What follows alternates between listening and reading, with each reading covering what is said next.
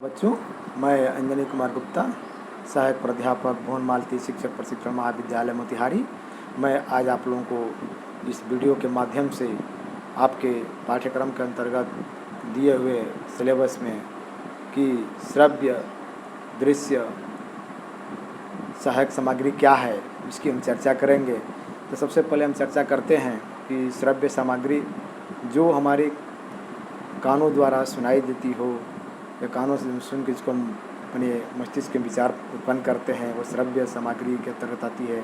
दृश्य जो हम देखकर चित्रों के माध्यम से उसका उपयोग करते हैं, वो हम जो है दृश्य सामग्री कहलाती है। और तीसरी जो है बहुत ही महत्वपूर्ण सामग्री है जो श्रव्य दृश्य दोनों हैं, जिसमें हम जो है टेलीविज़न को रख सकते हैं, अभिनय को रख सकते हैं और सिनेमा हॉल को भी रख सकते हैं। इस हमारे श्रव्य दृश्य दोनों सामग्री है। हम बात करते हैं जो सबसे पहले जो श्यामपट्ट क्या है। श्यामपट्ट जो है एक प्रकार से दृश्य सामग्री है जो सबसे मुख्य सहायक सामग्री माना जाता है। इसे अध्यापक का मित्र या ज्योतिषी भी कहा जाता है। इस प्रकार श्यामपट्ट के जो अध्यापन शिक्षक जो है अपने अध्यापन को मूल्यवान, व्यवस्थित और आकर्षक बना देता है। और दूसरी बात आती है वास्तविक पदार्थ की। ये भी एक शिक्षण सहायक सामग्री, शिक्षक सहायक सामग्री है। जो वास्तविक पदार्थ से तात्पर्य है कि जैसे हम एक उदाहरण दे रहे हैं आप लोगों को, जैसे किसी हमको पढ़ाना है फूल के बारे में, पत्तों के पत्ते के बारे में या फलों के बारे में, तो हम उसको साक्षात अपने कक्षा रूम में, क्लासरूम में उस वस्तु को हम ला सकते हैं। उस वस्तु को हम बच्चों के सामने दिखाकर उसको हम पढ़ा सकते हैं। इसी प्रकार तीसरा होता है चित्र जो है बच्चों के लिए बहुत ही आकर्षक का विषय होता है। जैसे बच्चे चित्र देखते हैं वो उत्साहित हो जाते हैं कि किसका चित्र है, जो आज हमारे अध्यापक जी या हमारे शिक्षक महोदय क्या बताना चाहते हैं चित्र के बारे में। इससे जो है बच्चों के अंदर सौंदर्य अनुभूति होती है, धार्मिक भावना उत्पन्न होती है, ज्ञान शिक्षा उत्पन्न होती है और तस्वीरों को साक्षी चित्रों में अंतर भी बच्चे समझ जाते हैं। इसमें जो है छात्र पुस्तकों के भी चित्र भी होते हैं, कुछ छोटे होते हैं, कुछ बड़े चित्र होते हैं। इसी प्रकार जो है एक चार्ट पेपर होता है, जो चार्ट पेपर पर अध्यापक जो है बच्चों से अपने चित्र बनाकर उसमें जो है तालिका बनाता है। जैसे गणित पढ़ाना है या वृक्ष के पाठ को पढ़ाना है, तो वहाँ पे क्या करता है अध्यापक जो है चार्ट का सहारा लेता है, चार्ट का सहायता लेता है और इस प्रकार जो चार्ट जो है हमारे शिक्षक सहायक सामग्री में बहुत ही महत्वपूर्ण भूमिका निभाता है। और बात करते हैं अगला जो है शिक्षण सहायक सामग्री जो पोस्टर जो है बिल्कुल सबसे आकर्षित चीज़ होता है, जिसको बच्चे देखते ही ध्यान से देखते हुए उनके अंदर मन में भावना उत्पन्न होती है, उससे प्रस्तावना निकलने लगती है कि आखिर ये पोस्टर क्या कहना चाहता है, इससे क्या सीख मिलती है। इसी प्रकार अगला जो है प्रतिमूर्ति है। प्रतिमूर्ति तात्पर्य है कि इसे हम मॉडल कह सकते हैं। हम ताजमहल तो बना नहीं सकते हैं, ला नहीं सकते पढ़ाने के लिए, तो ताजमहल का प्रतिमूर्ति है थर्मोकोल का या टीन का, कपड़ा का, इस प्रकार से बना के हम मॉडल तैयार कर लेते हैं। हम लोग देखे होंगे छोटे छोटे बच्चों जो CBSE बोर्ड में पढ़ते हैं, अपने अध्यापक के द्वारा बताए गए कार्यों में ताजमहल का बना के थर्मोकोल का ले जाते हैं। इसी प्रकार से जो है रेखा चित्र होता है। रेखा चित्र जैसे हम बता सकते हैं, जैसे गणित पढ़ा रहे हैं हम लोग, तो रेखाओं के द्वारा, कोणों के द्वारा, घुमावों के द्वारा श्यामपट्ट पर पढ़ाते समय बनाना स्वाभाविक भी है और सरल भी है। इसीलिए अध्यापक को चाहिए कि रेखा चित्र के माध्यम से भी बच्चों को ज्ञान प्रदर्शित करें। अब हम बात करते हैं अगला मानचित्र।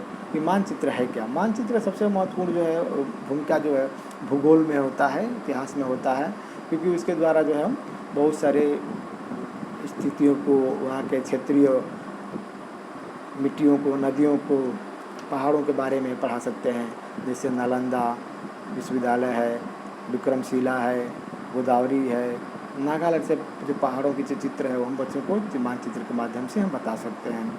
इसी तरह हम बात करते हैं रेडियो की। रेडियो क्या है, श्रव्य सामग्री है जो है रेडियो के द्वारा हम आज भी देखते हैं कि बहुत सारे अच्छे जो कलाकार हैं, जो संगीतकार हैं, उनके रेडियो के माध्यम से या अपने प्रधानमंत्री की बातों को, मन की बातों को हम लोग अपने रेडियो के माध्यम से बच्चों को सुना सकते हैं।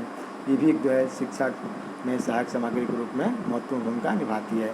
अब बात आती है अगले टेप रिकॉर्डर की कि टेप रिकॉर्डर है क्या।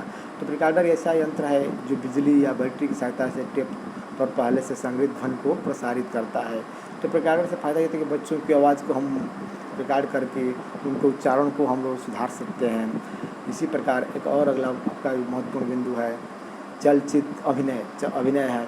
तो अभिनय के द्वारा जो है किसी भी 26 जनवरी 15 अगस्त ऐसे कार्यक्रमों के हम जो है बच्चों को अभिनय करा के उनके अंदर हम बहुत ही सही ढंग से उनका विकास कर सकते हैं, उनके उच्चारण को सुधार सकते हैं, उनको वाक्यों को संजो कर सजीव ढंग से बोलना सिखा सकते हैं। फिर हम बात करते हैं चलचित्र आज मनोरंजन का सर्वप्रथम साधन बन गया है। चलचित्र के द्वारा ही हम आज भी देखते हैं डिजिटल क्लास जो पढ़ा रहे हैं वो जो है चलचित्र के तरह ही बिल्कुल सेम है, उसके द्वारा ही हम बच्चों को अच्छे से अच्छा ज्ञान प्राप्त करा सकते हैं। अब हम बात करते हैं कि श्रव्य दृश्य साधनों के प्रयोग से लाभ क्या है। लाभ ये है, पहला लाभ हिंदी शिक्षण में कि साहित्य में आए हुए काल्पनिक दृश्यों को स्थूल आकार मिल जाता है, मतलब एक निश्चित आकार मिल जाता है। फिर जो है पाठ मतलब जो हम पढ़ा रहे हैं बच्चों को वो रोचक और आकर्षक बन जाता है। सीखना अस्थायी हो जाता है, मतलब बच्चा भूलता नहीं है। बालक में निष्क्रियता नहीं रहती। निष्क्रियता मतलब बच्चा बोर नहीं होता है, बच्चा कक्षा से बोर नहीं होता, भागने का प्रयास नहीं करता है, वो उस भाषा सीखने के लिए सक्रिय उठता है। कुछ साधनों के क्रमबद्ध चिंतन के से प्रेरणाएँ मिलती है, जैसे चलचित्र है, टेलीविज़न है, आदि पाठ्य पुस्तकों को विस्तृतता की ढंग से समझा जाता है। और बात हम करते हैं बच्चों के इससे क्या लाभ होता है कि सार्थक शब्द भंडार की वृद्धि होती है, अनुभव की सीमा का विस्तार होता है, शिक्षण में प्रभाविता आ जाती है और इसके साथ साथ अध्यापक में इनके प्रयोग से विविधता का गुण भी आ जाता है। इस प्रकार भाषा के व्यवहारिक प्रयोग के दर्शन हो जाते हैं और छात्र अनुकरण करने के लिए तैयार हो जाते हैं। धन्यवाद।